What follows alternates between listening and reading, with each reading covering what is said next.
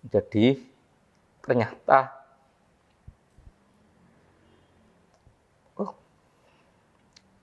warga-warga tersebut berterima kasih pernah saya sekolahkan.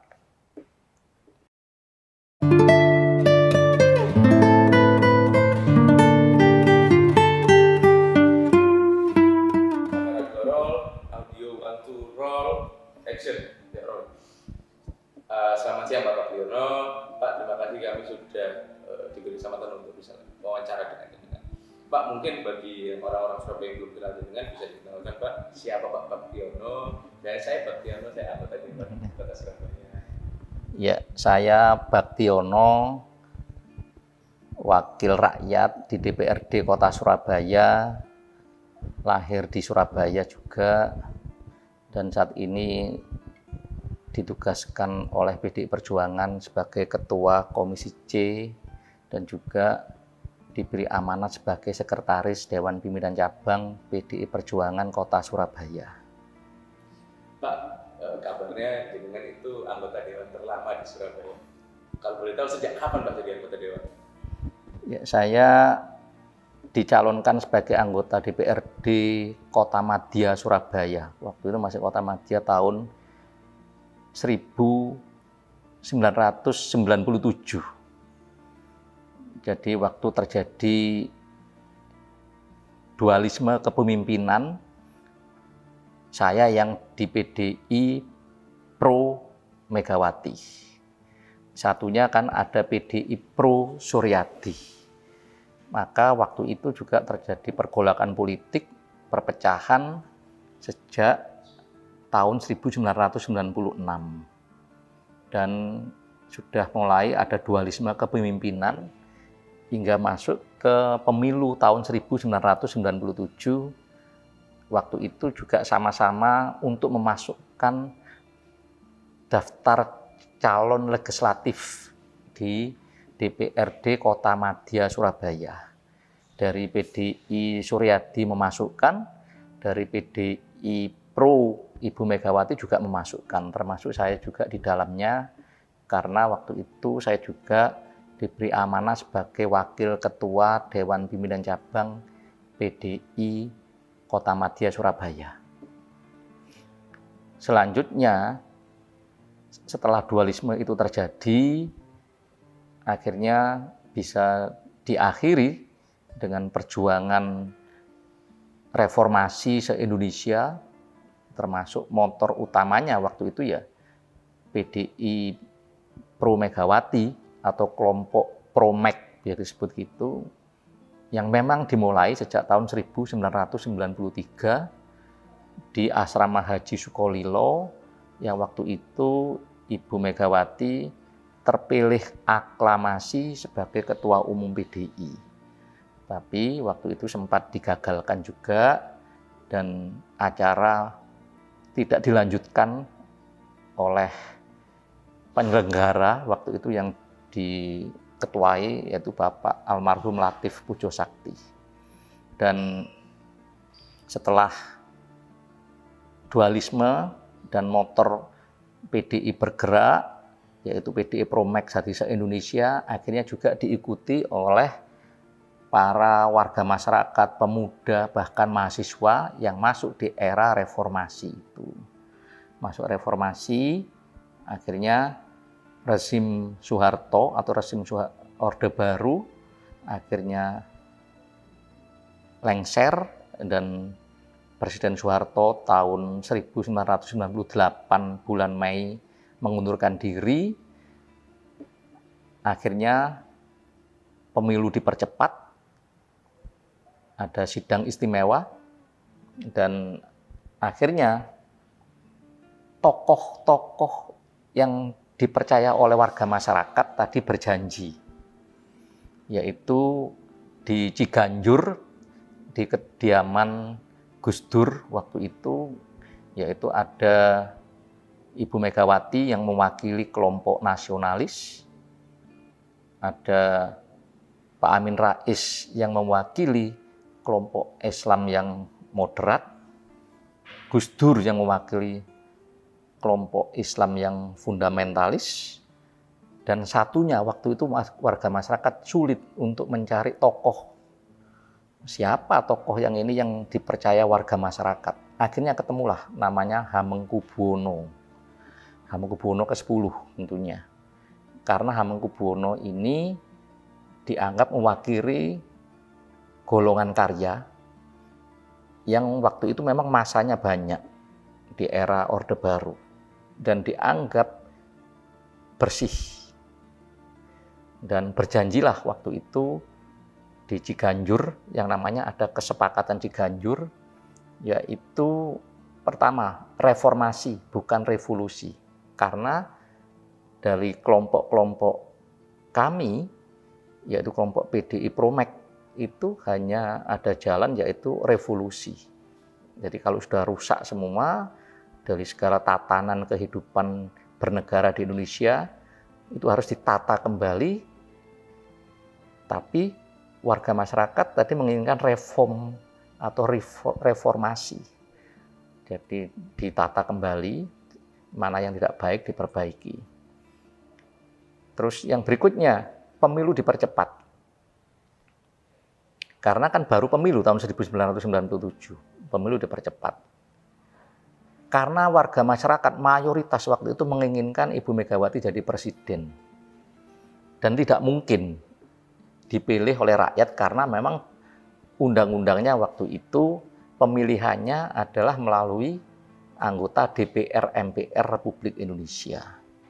Maka dalam kesepakatan di Ciganjur tadi yaitu 4 tokoh yaitu Ibu Megawati, Pak Amin Rais, Gus Dur dan Hamengkubuwono ke-10 menyatakan yang memenangkan pemilihan umum itu nanti dijadikan presiden pemimpinnya. Nah, setelah itu yang menang ya PDI Perjuangan ya, setelah berubah nama dari PDI. Karena kenapa kok tidak pakai nama PDI? Karena saya juga dipercaya di Kota Surabaya sebagai tim pembela demokrasi Indonesia Kota Surabaya. Kalau tim pembela demokrasi Indonesia di Jawa Timur itu pemimpinnya Bapak almarhum Trimulyadi Suryadi, advokat. Kalau yang di pusat itu TPDI-nya, ketuanya Tim Pembela Demokrasi Indonesia Pusat, itu Pak R.O. Tambunan. Dan setelah pemilu menang, dan saat itulah saya juga dicalonkan dan dipercaya diamanahi sebagai anggota DPR di Kota Madya Surabaya. Waktu itu masih Kota Madya Surabaya. Tetapi sayang ada pergolakan politik, akhirnya ada poros tengah yang dimotori Pak Amin Rais dan yang diinginkan warga masyarakat tadi tidak tercapai. Akhirnya Bu Mega hanya sebagai wakil presiden dan Gus Dur sebagai presiden Republik Indonesia tahun 2000. Pak, tadi kan jenengan menceritakan bahwa setelah pergolakan reformasi dari 93 sampai 98, 99 akhirnya jenengan dicalonkan sebagai anggota dewan. Kok bisa Pak dari aktivis jalanan ibaratnya seperti itu yang ingin menumbangkan rezim akhirnya masuk ke dunia pemerintahan, yakni rezim baru pemerintah di Indonesia? Iya, memang sejak awal saya memulai jadi aktivis ya lebih dahulu itu tahun 1982, saya masih ingat juga. Dan saya juga waktu itu menjadi pemilih pertama dalam usia saya untuk mencoblos, tentunya nyoblos PDI. Jadi waktu itu kalau kampanye ya ikut sebagai anak-anak muda. Dan memang pergolakan politik yang ramai sejak 93 di Asrama Haji Sukolilo itu sudah mulai ramai. Dan tahun 1996 terjadi perpecahan karena ada Kongres Medan yang seharusnya tidak perlu terjadi karena rezim Orde Baru memang benar-benar ingin memecah kekuatan politik terutama di PDI yang dipimpin oleh Ibu Megawati.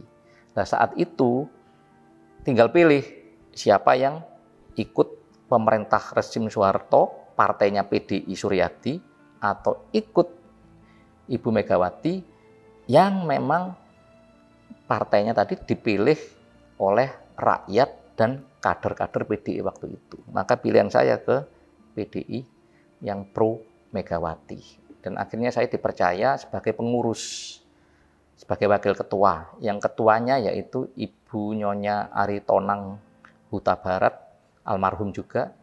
Dan sekretarisnya yaitu Bapak Agus Haryanto juga sudah almarhum. Dan saya salah satunya juga sebagai kader muda diberi jabatan wakil ketua. Sejak saat itu saya menjadi pengurus partai yaitu PDI Pro Megawati, dan akhirnya di tengah pergolakan politik itu saya juga diberi amanah oleh warga PDI Kota Surabaya untuk menjadi utusan Kongres PDI kelima atau Kongres PDI terakhir, yaitu bersama Mas Armuji dan Mas Budi Haryono untuk berangkat ke Bali dan diberi amanah oleh warga PDI Pro Megawati kalau nanti PDI berubah harus ditambah nama Perjuangan. Karena apa? Gugatan kita yang sebagai tim pembela demokrasi yang kita gugat ke pengadilan sampai ke Mahkamah Agung sampai saat ini, detik ini, tanggal berapa ini? 24 November 2021 ini belum ada keputusan. Jadi mengambang, maka kita tambah nama jadi PDI Perjuangan tahun 1998. Baik, Pak. Kenapa kok dari aktivis mau jadi anggota dewan itu kenapa, Pak? Ya, kita ini diberi amanah oleh rakyat. Jadi waktu tahun 1999, waktu itu banyak warga yang enggan untuk menjadi anggota DPR, juga banyak yang menolak juga.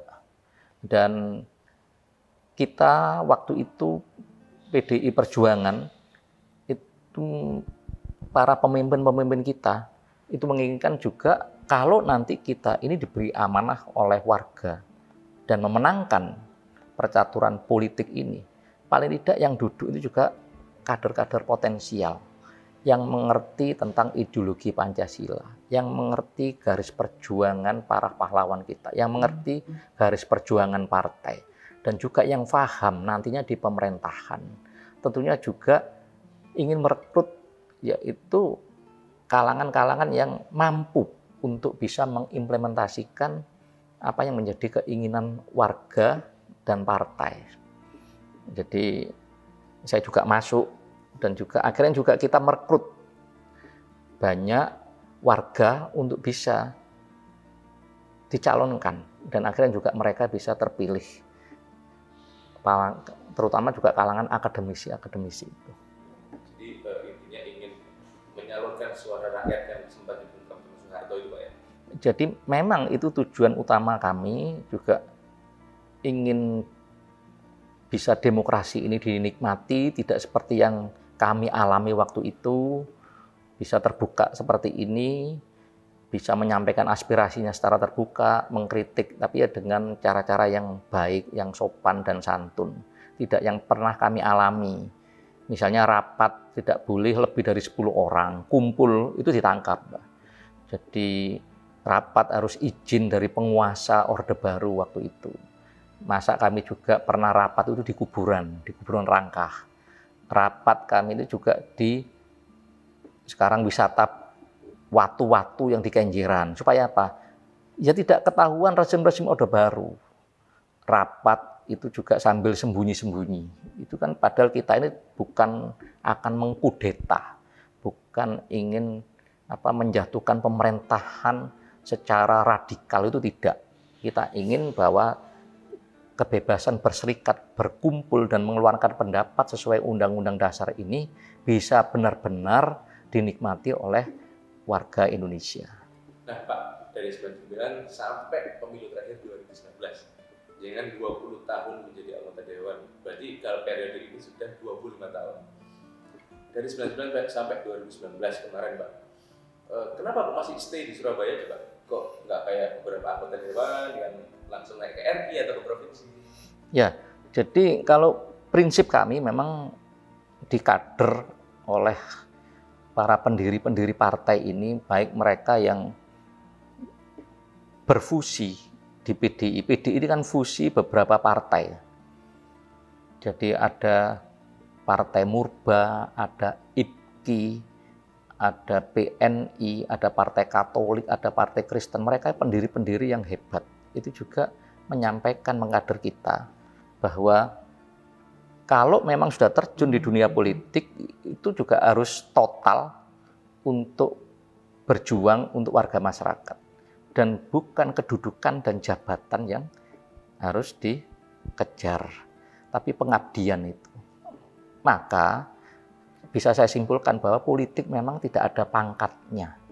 Seperti halnya di TNI, Polri, atau PNS, atau sekarang ASN, itu kan ada pangkat dan jabatan. Nah, kalau di politik tidak ada. Dan apalagi sudah ditanamkan oleh Ibu Megawati, Ketua Umum, bahwa harus turun. Yang kedua, turun. Ketiga, turun. Dan selanjutnya turun. Artinya apa? Ya ke masyarakat, membantu masyarakat, menyerap aspirasi dan memperjuangkan sampai tuntas. Dan menjaga kebinekaan ini, menjaga Pancasila ini untuk tetap menjadi ideologi bangsa ini. Jadi kalau secara pribadi, ya tujuan kami ya sesuai amanah dari partai, amanah dari Ketua Umum, dan itu sudah menjadi kebanggaan kalau kita bisa memperjuangkan warga masyarakat, apalagi wong cilik, marhain, dan karena mereka harus kita fasilitasi, kita tuntun, kita antar sampai mereka bisa berhasil. Dan itu menjadi kebanggaan kita sendiri. Oke, Pak, dalam 2 atau 3 pemilu terakhir di 2009, 2014, 2019, itu kan banyak yang menganggap bahwa menjadi anggota dewan itu ongkosnya tinggi. Sedangkan dengan sudah 5 kali jadi anggota dewan. Ongkosnya dari mana, Pak? Ya, sejak awal ya ongkosnya, biayanya itu yaitu pengorbanan sejak awal. Korban apa? Ya korban waktu, korban pikiran, korban tenaga, korban keluarga, korban pekerjaan. Ya karena apa? Ya untuk mendharma baktikan itu. Jadi kalau dahulu kenapa sampai korban keluarga? Anak saya waktu tahun 96 masih bayi umur 1 bulan itu dikejar-kejar oleh rezim-rezim masa lalu itu. Kita lari. Itu masih seperti itu. Masih banyak teman-teman kami yang hilang sampai sekarang belum kembali juga ada. Itu kan mengerikan ya. Ya waktu, jadi setiap malam waktu itu untuk mencari pengurus PDI Pro Megawati tidak mudah. Mencari pengurus tingkat kecamatan tidak mudah. Mencari pengurus tingkat kelurahan tidak mudah. Waktu itu belum ada sampai tingkat RW. Tidak mudah. Kita keliling tiap malam, tiap itu. Setelah itu dipercaya warga masyarakat, ya harus benar-benar mengabdi. Kalau yang lainnya habis sekian, wah beratus juta. Saya tidak. Karena memang modal saya, modal pengorbanan dan modal sosial yang kami abdikan ke masyarakat setiap waktu, setiap saat. Kalau boleh tahu berapa kalau beberapa anggota dewan akan bilang, saya habis 1 M. Saya habis 1,5 M untuk 2019-2014 kemarin, Pak. Kalau Pak Baktiano tadi sudah bilang, saya nggak banyak, saya karena memang bakti ke masyarakat. Kalau boleh tahu, terakhir 2019, ongkos politik yang harus dikeluarkan Pak Baktiano? Yang persisnya saya tidak tahu. Paling tidak banner, spanduk itu ya. Gotong royong, saksi ya. Yang lain itu dipasangkan warga. Sampai kami terharu karena apa? Ada warga yang ya saya tidak tahu, datang ambil stiker spanduk dia pasang. Saya tidak memberi apa-apa. Jadi ternyata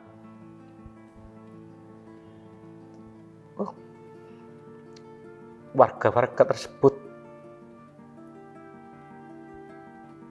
berterima kasih karena saya sekolahkan. Ada yang kuliah sampai lulus, ada yang keluarganya saya bebaskan di rumah sakit, banyak. Jadi berbondong-bondong diambil.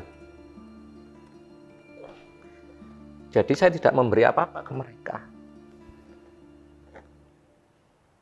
Jadi saya kalau berbuat, ya sejak saya ditetapkan sebagai anggota DPR 99 sampai sekarang, maka siapapun yang hubungi saya, nomor telepon saya itu tidak pernah ganti.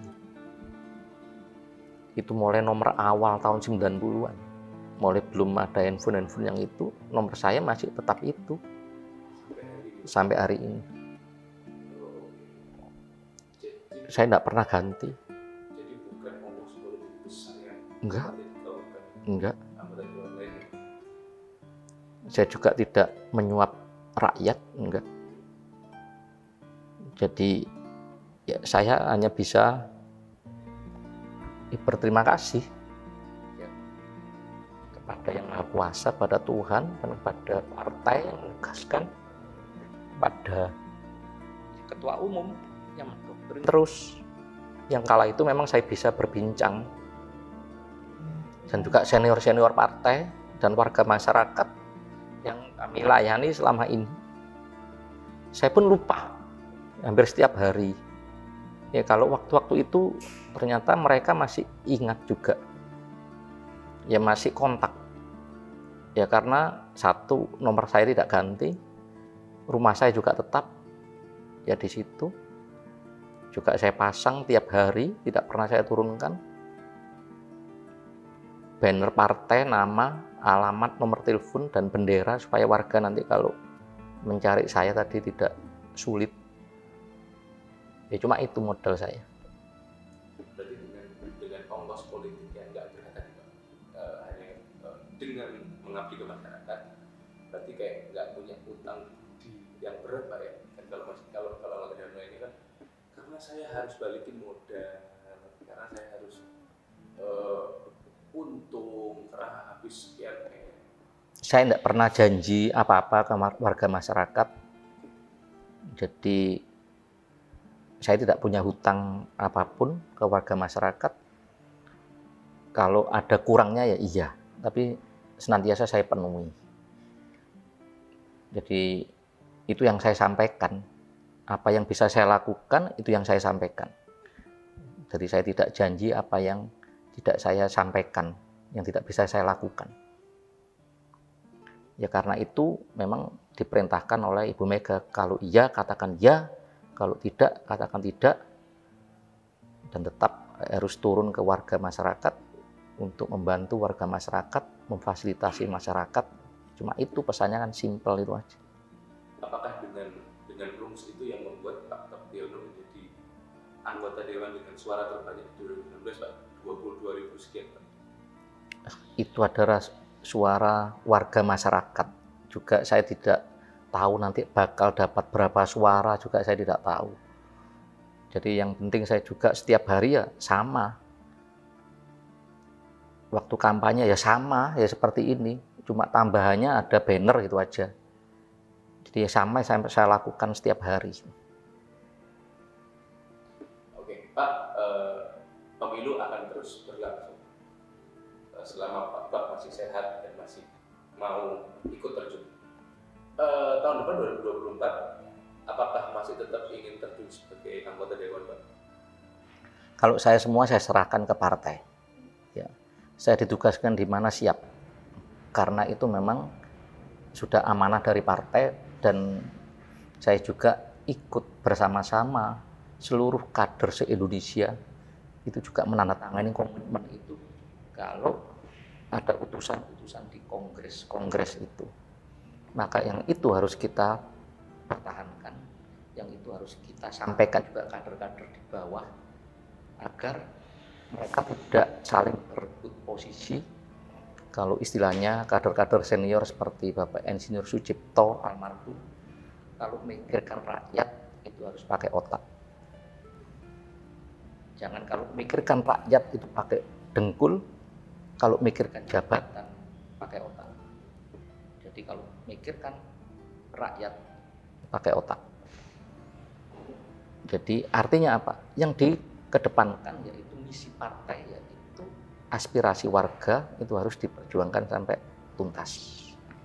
Bapak, sebab tadi kan dengan cerita bahwa jenengan tidak pernah janji sama rakyat, tapi melakukan apa yang bisa jenengan lakukan. Kalau misalnya tidak bisa, ya jenengan bilang belum bisa atau tidak bisa. Nah, itu lebih mudah dilakukan jika menjadi wali kota atau wakil wali kota di Surabaya. Pak Bagiono sebagai politisi senior, bagaimana aktivis tidak punya mimpi sebagai wali kota? Jadi makanya kita ini harus siap dijadikan apapun. Saya sampaikan, makanya kenapa kok beberapa kali di kota Surabaya memang saya ditugaskan di sini ya siap. Ada yang baru, mereka kader baru masuk, tapi dia sudah di pusat. Ya tidak apa-apa, memang itu tugas partai. Makanya tidak boleh iri, tidak bisa, harus saling bersinergi untuk kebesaran partai ini. Ada yang baru langsung jadi wali kota. Ada yang baru dicalonkan jadi wakil wali kota. Bahkan ada jadi gubernur, wakil gubernur. Ada. Ya tidak apa-apa, memang itu tugas partai. Jadi tidak boleh ada rasa iri dan sebagainya. Semua harus bersinergi. Jadi dari Dewan Pimpinan Pusat itu yang memberi kajian-kajian mana itu yang pas untuk kita kerjakan, mana tugas yang pas yang ditugaskan oleh kader-kader partainya. Dan ibaratnya kami hanya sebagai sepak bola pemain, dan yang di pusat itu manajernya yang bisa mengawasi, yang mengetahui bagaimana permainan di bawah. Dan siapa yang di posisi mana itu yang tahu adalah yang di atas, yang mengawasi yang itu. Jadi saya akan lakukan tugasnya tadi ya dengan tulus dan ikhlas untuk warga masyarakat demi kota Surabaya, demi Indonesia, dan juga demi PDI Perjuangan. Bapak, mungkin pesan untuk anak-anak muda Pak, yang dia menunggu menjadi politisi, tapi selalu pikirannya politisi itu ongkosnya mahal, ongkosnya sekian itu sudah, tapi tidak berpikir harus terjun ke rakyat. Mungkin ada pesan untuk entah nanti dia masuk ke PDIP atau ke partai lain Pak, biar jadi anggota dewan atau jadi wali kota, jadi kepala daerah itu benar-benar bekerja dan tulus untuk rakyat. Ya, kalau saya pesan kepada anak-anak muda, lakukan tugasmu dengan tulus dan ikhlas, tanpa memperhitungkan akan dapat apa. Dan yakinlah bahwa kamu akan mengunduh buahnya. Kalau sampai saat ini kamu sudah melakukan dengan tulus dan ikhlas dan belum mengunduh buahnya, yakinlah anak-anakmu dan keturunanmu nanti yang akan mengunduh buahnya. Jadi apapun, ya, jadi apapun, bukan jadi politisi saja, apalagi terjun di dunia politik. Kalau pada zaman-zaman saya itu orang tua masih trauma, karena trauma politik rezim Orde Baru tahun 1965.